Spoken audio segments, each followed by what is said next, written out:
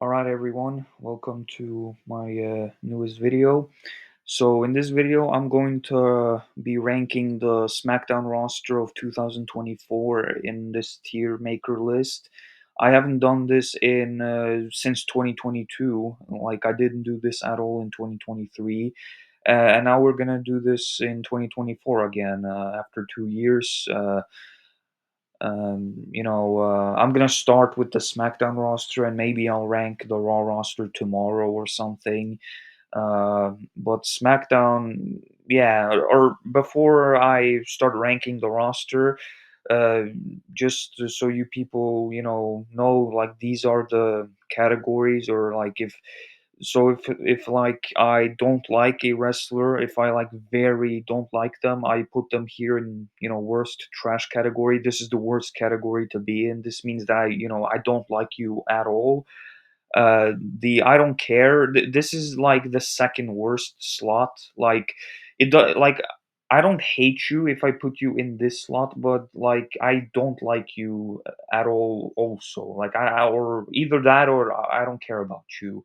And here I put people who I just think are all right. Don't hate them, don't like them. Just they're all right. But they're not the worst thing ever. Pretty good are those I think are pretty good, and amazing are the ones I really really really like. And but I also added another category on top, which belongs to only one wrestler. Cody Rhodes is the GOAT. Well, only Cody Rhodes can go to that category, and nobody else is gonna be in that category with Cody Rhodes. The highest anyone on the roster here, except Cody, can get is amazing. But this slot is specifically for Cody Rhodes because I believe Cody Rhodes is the best wrestler in the world. He's my favorite wrestler. He's amazing in the ring, amazing theme song, amazing babyface, great champion, very good at talking, charismatic. Liked him a lot when I was younger. So yeah, Cody definitely is gonna be in this category by himself. And because he's the best, and there's nobody that is on the same level as Cody, in my opinion. So yeah, now let's get down to ranking everyone else. AJ Styles. AJ Styles is one of my favorite wrestlers of all time. He's for sure in my top 10. So there's no doubt he's going to go in here. I really hate the way they treat AJ Styles now. Like, they don't even use him for TV. Like, AJ had some amazing matches against Cody Rhodes. And then ever since Clash at the Castle, AJ has just been gone. So, but I've heard he's gonna return next week, and I can't wait because, dude, I really like AJ. He's very good for his age. He's amazing for his age, and honestly, not just for his age, but just in general. AJ's surely one of the best in-ring performers of all time. Very very phenomenal wrestler. Yeah, one of the best wrestlers of all time, if you ask me. So yeah, AJ is going into the amazing category. Andrade is pretty good in the ring, but I don't know, man. Like, his microphone skills are terrible, and it's because he's not very good at talking English. Uh, does he have charisma? I don't like. He needs a manager, honestly. Like, I liked him better in like 2019 and stuff when he had Zelina Vega as his manager, who could do the talking for him.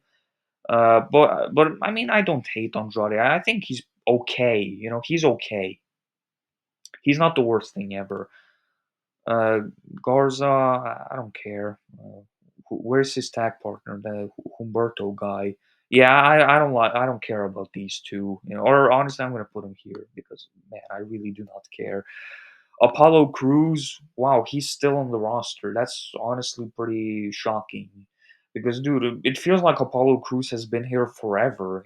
He has been here for like 10 years almost, and he's still here. He's not one of those who got fired or released throughout the years, which is wow. But I still don't care about Apollo Cruz. I mean, he's not the worst thing ever, but he's pretty boring. He's pretty boring.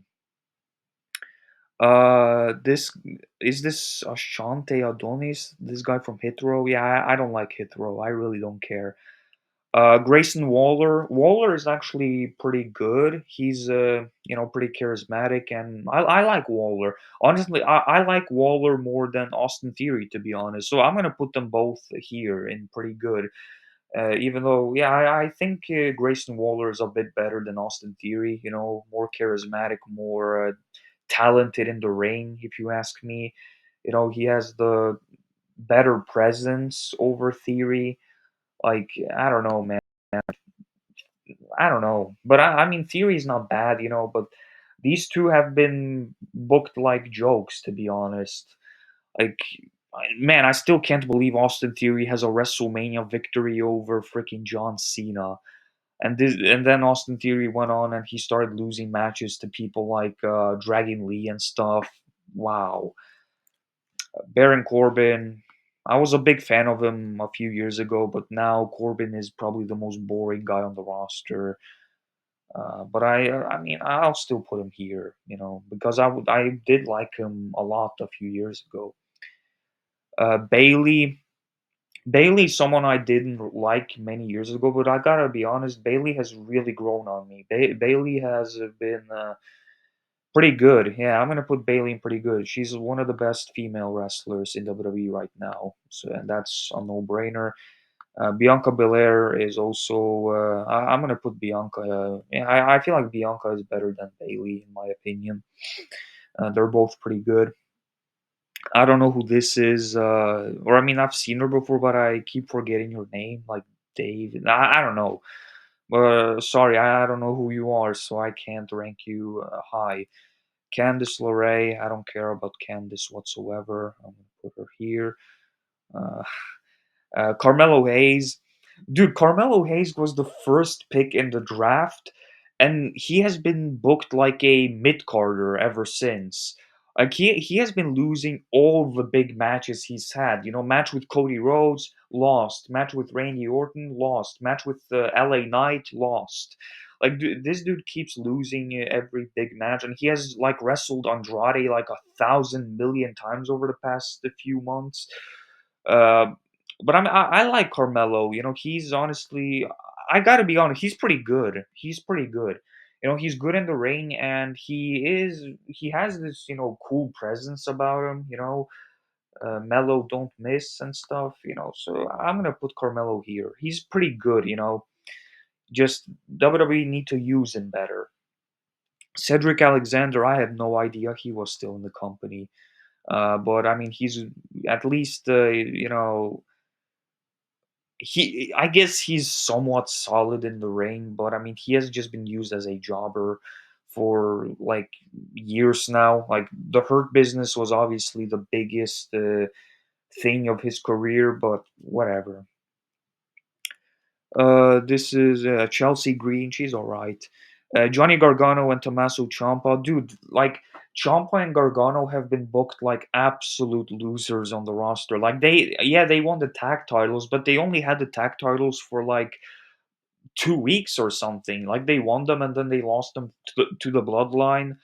Uh, but I mean, they were pretty damn awesome in NXT. Like Gargano and Ciampa had two of the best NXT matches of all time. Like I remember the Last Man Standing match from NXT Takeover. I don't remember which one it was, but it was in 2018. They had that amazing Last Man Standing match, and they also had a pretty like in Philadelphia, I believe, in NXT Takeover in 2018, where they had a pretty brutal and emotional match. I don't know, but I mean they really should be booked better. So I'm gonna put them at okay. But like if we were back during the Black and Gold NXT days, I would have definitely put the two of them higher. But I can't because they have been booked way too bad. I don't know who this is. Giovanni Vinci. I've seen that they have tried to give him a new gimmick, and it's not gonna work. It's not gonna work, man. Like he's nothing without Imperium and Gunther and Ludwig Kaiser. He's for sure the worst member of Imperium, no doubt. So I'm gonna put a. Man, I don't care about Giovanni anyway. Is this Indy Hartwell? Yeah, she's okay. Jacob Fatu. Jacob Fatu is pretty good. I mean, he. It would be pretty interesting to see a feud between Jacob Fatu and Cody Rhodes for the championship. And I honestly wish we would get that at the Bad Blood instead of the tag match with Cody and Roman versus Jacob Fatu and Solo Sikoa. But I feel like Cody and Jacob, they definitely should have a title match. Like eventually, that would be a awesome title match. Jacob Fatu is pretty damn good for a guy his size. I know he's not like a super big guy, but dude, he's pretty damn heavy and stuff. So, and he freaking does moves like Jeff Hardy. Jade Cargill, I don't know, like she's not bad, but I mean she's not really that good in the ring. Like I've seen her botch so much. Like I don't know. I'm gonna put her in okay. She's not the worst thing ever, but just she kind of needs to work on her in ring performance. Carl Anderson and Lou Gallows. I've honestly never really cared for the Good Brothers or Gallows and Anderson. They have always ruined AJ Styles for me. Anytime AJ Styles is associated with these two, they make AJ Styles feel less special, and I don't like that because AJ Styles is supposed to be one of the biggest stars, and yeah, and with Gallows and Anderson, they always make AJ seem less important, and I don't like that. Kevin Owens, amazing. Yeah, very good in ring performer, charismatic, very intense in the ring. Very great microphone skills. Yeah, Kevin Owens is a very good wrestler, and I honestly hope he turns heel because he's way better as a heel than a babyface. LA Knight. ah, 1 year ago, I was such a big fan of LA Knight, man. But I don't know what happened, man. LA Knight has become pretty damn boring to me, and uh, I don't know, man. Like this might seem a bit weird, but I'm gonna put LA Knight here. Just freaking 1 year ago, I'm pretty sure I would have put LA Knight in the same category as AJ Styles and Kevin Owens, which is the amazing category. But I don't know what the hell has happened with LA Knight. Like, I just find him to be very boring now. Like, he's just like I don't know. His promos are cringe. His like. Also, another thing that really annoys me is when people compare him to Cody Rhodes. That's also another thing that really made me turn on LA Knight because I don't feel like he's anywhere near Cody's level.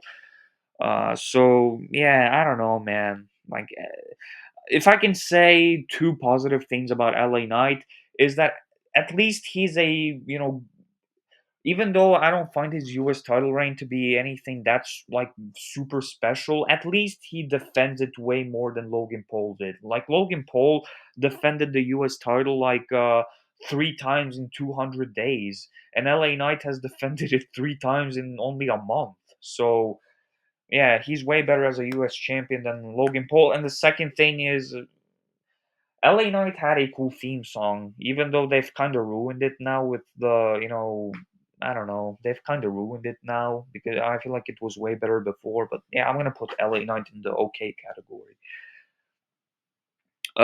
Logan Paul, don't like him as a human being whatsoever, but he's very good in the ring. So I'm gonna put him in okay. Because at least he's good in the ring, and watching his matches are very fun. All his matches have been pretty good, honestly. Match with Cody Rhodes was great. Match with LA Knight was great. Match with Randy Orton and Kevin Owens at WrestleMania was great. Match with Roman was great. With Seth was great. With Miz was great. Yeah, Logan Paul is pretty fun to watch in the ring, but still a very terrible human being, scammer. Suicide Forest guy. I'm never gonna forget. The bad things Logan Paul did. So yeah, Michin or Mia Yim. Yeah, I don't care about her. She also made AJ Styles feel less special, just like Anderson and Gallows. Naomi, not a very, very big fan, but she's all right. I'm gonna put her here. Nia Jax. Honestly, I used to really dislike Nia Jax, but I gotta be honest, Nia Jax has been better now than in her previous run. Like in her previous run, she used to injure everyone she was in the ring with, especially Kyrie Sane. But dude, ever since Nia Jax came back to WWE last year, she's had some pretty solid matches. The match with Bailey at SummerSlam was honestly pretty good. So I'm gonna put Naya in okay. And dude, I never would have thought this in a million years that I would ever put Naya in a good spot. But I gotta be honest, Naya has earned it. She's been doing a great job, and I'm not a fan of her being champion, of course. I wish maybe like Tiffany Stratton or Bianca Belair or something was champion, but she's not bad. Naya has actually been doing pretty okay. Nick Aldis, I like Nick Aldis. He's a pretty solid GM. He's not a coward like many GMs were, and yeah, he's pretty good. Yeah, I like him. I wonder if we will ever see him wrestle because I know he was the NWA champion until Cody Rhodes freaking took it from him at the biggest independent show of all time, All In. But yeah, we'll see, we'll see.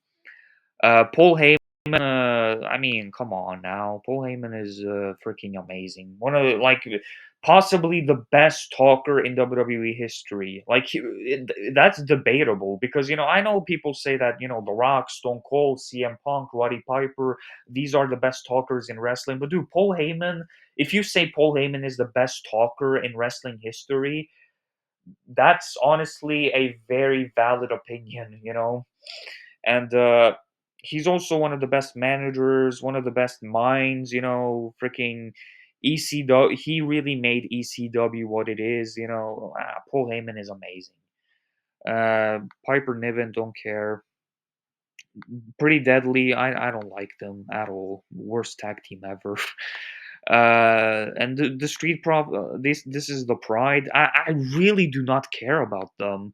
Bobby Lashley's not even in WWE anymore, and that's kind of bad because I feel like Bobby could have been a pretty good opponent for Cody Rhodes, but even not that I was ever a big fan of Bobby Lashley, but I don't know, man. Just feel like it could have been a good story, honestly.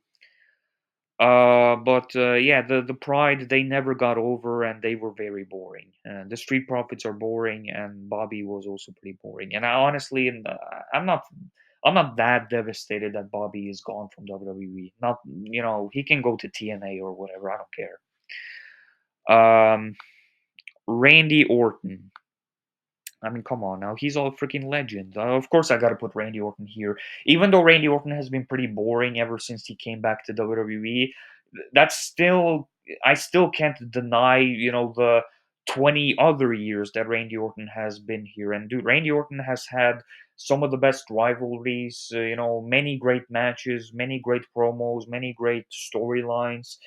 He has the most viral WWE finisher of all time. Everybody knows the RKO. He's my dad's favorite wrestler. He Randy Orton has been in some of the best stables of all time. Like Evolution and the Legacy with Cody and Teddy DiBiase. He's also been in some of the best storylines. Like with Undertaker, Triple H, John Cena, Edge, Mick Foley, on and on and on and on. And I can't wait to see the Cody Rhodes versus Randy Orton storyline. Even though Randy Orton has been booked like an absolute loser for the past year because he has lost every single PLE match in 2024. Uh, I feel like if they turn Randy Orton heel, that could maybe gain him back some credibility. So yeah, we'll see. Santos Escobar, I really do not care about Santos, not at all. Shinsuke Nakamura, I like Nakamura, but he has been booked like an absolute loser for the past year. Like I feel like Nakamura has only won one match throughout the year. Like I think he beat Sami Zayn on a random Raw, but that was like way back in February. So Nakamura hasn't won a match since February, and yeah, and he really deserves better because Nakamura, he's pretty good, for his age, and I'm gonna put Nakamura here. Wait, here. I was at a live event many months ago where he wrestled Cody Rhodes for the championship. I uploaded it to my YouTube channel. The match is on my YouTube channel. It was in London. So and it was a good match. So Nakamura, he still can wrestle pretty well. But yeah, Solo Sikoa, I've never liked Solo Sikoa, but I feel like he's been doing a pretty good job as the, tribal chief or whatever. He's definitely been doing a good job, but that doesn't change the fact that I really do not like Solo. He's a very boring guy. Even though he does try his best, he doesn't really whatever. Dude, I think Tama Tonga is better than Solo Sikoa. I honestly, Tama Tonga, even though he has been booked like a joke. I remember when he first came to WWE, he looked like WWE made him like a monster. Like he made Kevin Owens bleed. He beat the hell out of Jimmy Uso in his debut and stuff. Uh, but man, Tama Tonga has been booked like a pretty big loser, honestly. I mean, I know he's a tag champion and stuff, but it's like he's been getting beat up 2-on-1 by, Roman Reigns and stuff, and by Randy Orton and Cody Rhodes, and so he's kind of just a lackey now. He doesn't feel as intimidating as he did at the beginning of the year. So Tegan Knox, I don't care. Tiffany Stratton, honestly, she's the best female on SmackDown. I'm gonna say she's pretty good. She's Miss Money in the Bank, and I hope she's the next champion. Bachaloa, Tongaloa, Bachaloa, whatever you want to call him. He's the botchiest wrestler in the company, and I feel like he's the. I mean, he botches so much to the point that it's just hilarious how much he botches. But it still doesn't change the fact that he's one of the worst on the roster. And last but not least, the OTC, the tribal chief, Roman Reigns. Man, am I a fan of Roman Reigns? No. But should I put Roman Reigns below like so many of these people that Roman Reigns is clearly better than? No. So I honestly feel like I have no other choice but to give Roman a good spot. So I'm gonna put Roman Reigns. No, no, no. I'm gonna put Roman here. Honestly, yes. I shouldn't just count his OTC run because Roman Reigns. He has still. I have liked Roman Reigns many times throughout his career. I really liked him in the Shield. Dude, I was one of the few people that actually liked him as the big dog. I actually liked Roman when he was the big dog. I didn't have a problem with him. I only started to have a problem with Roman Reigns when he became a part timer. He was champion for like 2 years, and then he became a part timer, and then he was champion for another 2 years as a part timer. You know, but I feel like his title run at first was good, but then it got pretty bad when he became showing up once every 3 months and stuff. But I mean, I won't deny the fact that Roman is a big star. He is one of the he is pretty good in the ring. He's pretty good on the mic. But he will never be one of my favorites, and I don't like Roman right now. Right now I'm not a fan, but that's mostly because of his fans. I really don't like Roman Reigns' fans. They are so toxic and annoying, and like every time there's a video of Roman Reigns, they gotta start talking crap about Cody Rhodes for no reason at all. Like they always gotta make everything into Roman Reigns versus Cody Rhodes, as if you can't like both Cody and Roman. Like I really do not understand. these woman fans, and they are the ones who really ruin. Or no, honestly, screw it. I don't care. No, I don't. I don't care. I'm gonna put Roman Reigns right here. I really do not care. Yeah, Roman Reigns belongs in that category. I really do not care. He belongs in that category. So yeah, this is my list. Cody Rhodes is the best. These four are amazing. These people are pretty good. These people are okay. These people I don't like or don't care about. Roman Reigns is one of them, and these people are trash. So yeah, thanks for watching. This is my opinion on the SmackDown roster. Yeah, thanks for watching. Peace out.